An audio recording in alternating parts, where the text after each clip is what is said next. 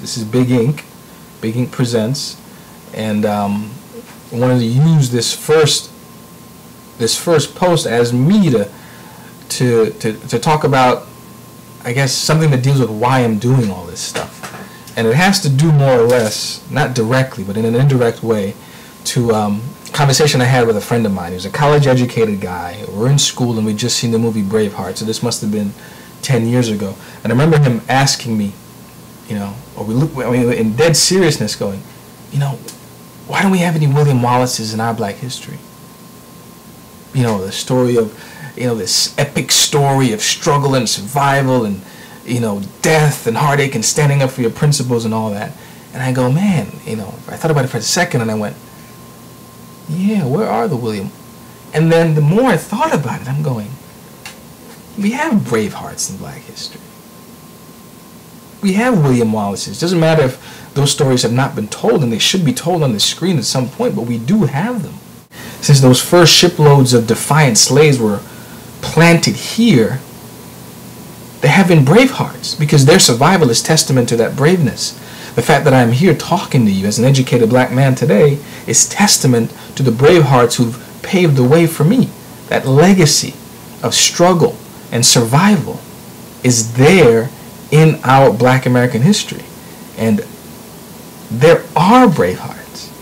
Paul Robeson, one of my heroes, actually maybe my biggest hero, a man big and brave with a heart as big as a lion, championing worker rights, black rights, civil rights, world workers' rights. That's a brave heart. And if you don't know about him, after you finish watching this, go and look up Paul Robeson and read about his life, because you need to. Nat Turner. Here's a man just like Braveheart. Here's a man who stayed in the bog in the mud for days, plotting and prepping, and when ready, he ran at his oppressors with the same fury that William Wallace did. And they did the same thing. They struck him down. Like Wallace, he was captured, but his spirit, it was never taken.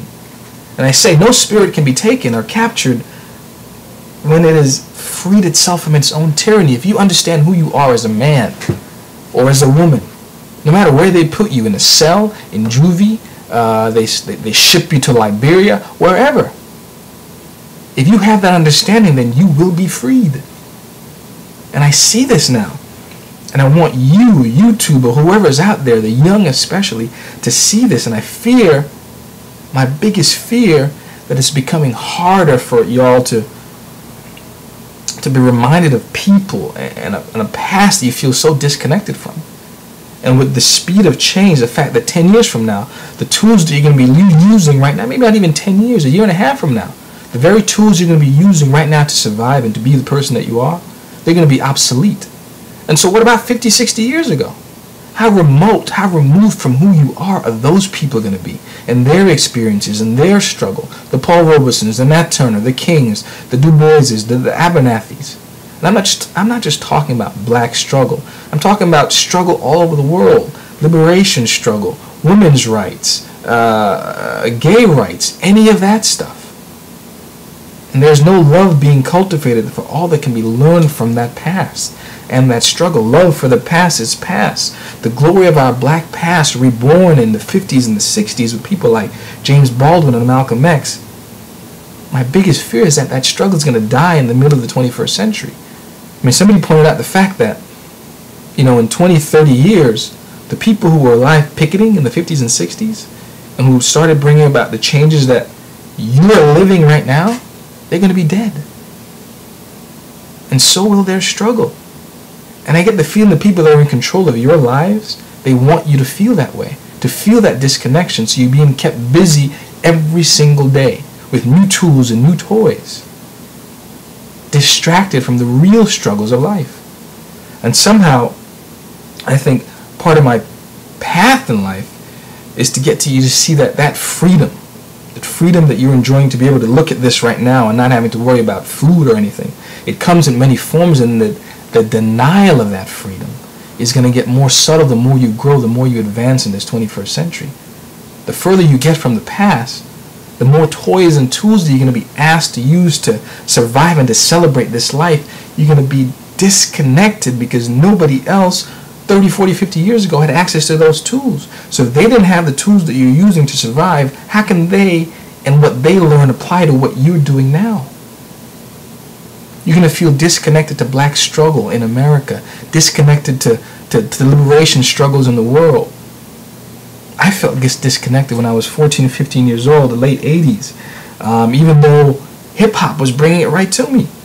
Boogie Down Productions, Public Enemy, X-Clan, Jungle Brothers, Queen Latifah, A Tribe Called Quest. It made me think about the mental prisons of black persecution and the continuing war for personal liberation.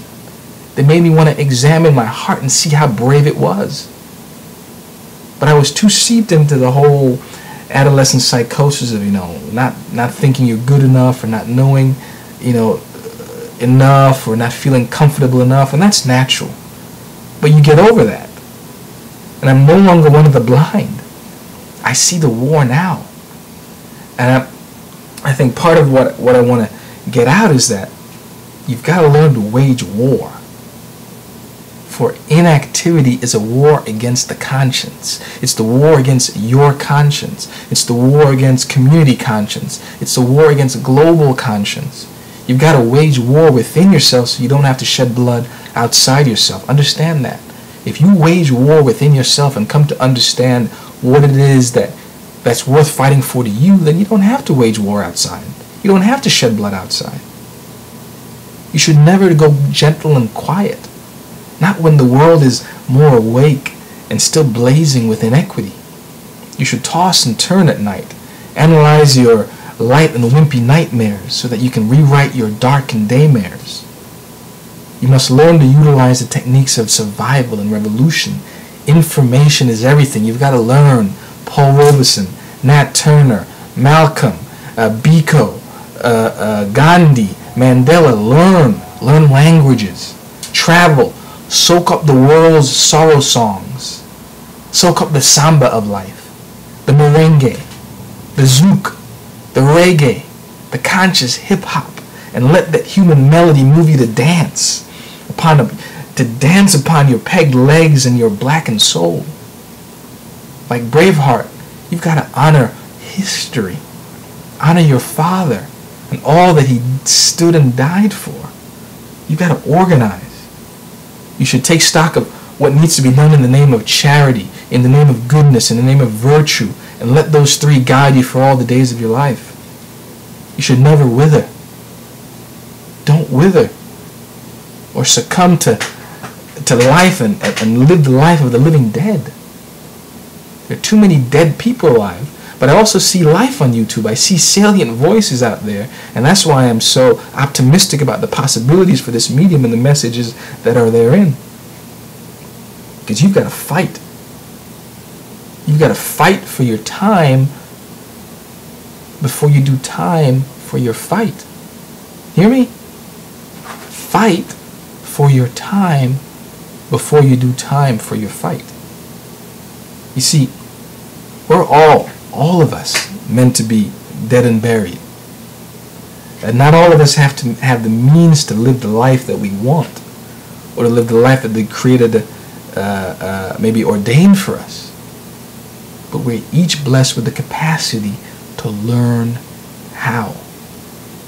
So I'm going to leave you the way I hope to leave all of these posts with myself. Get big. BYG. Black, Young, and Gifted. Stay big.